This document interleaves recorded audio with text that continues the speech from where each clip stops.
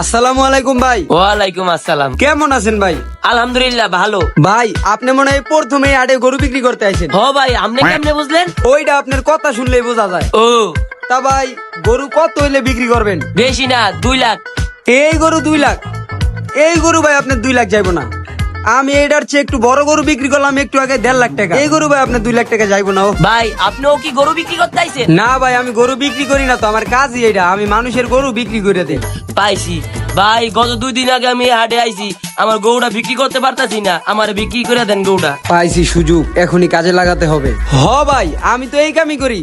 তবে ভাই আপনার গরুটা বেচা দিলে আমার দিকে একটু খেয়াল রাখেন। ওটা আপনি টেনশন করেন না, আমার গরুটা বেচা দেন, আপনি যা দেওয়ার দিমুনে। তাইলে ওই কথাই রইলো, গরু কিন্তু আমি 1.5 লাখ বিক্রি করবো, তারপর ওইখান থেকে আপনি আমার যা দর দিয়ে। আচ্ছা ভাই, সমস্যা নাই। ভাই আমি যার কাছে গরু বিক্রি করবো ওগুলোকে যখন কথা কমু আপনি কিন্তু চুপচাপ থাকবেন একদম। ওই চাচা আসেন, দামে কম মানে ভালো, গোস্ত বেশি আছে চাচা, কম দামে দিব। ভাই রাশিয়ান গরু আসেন, ভাই আসেন রাশিয়ান।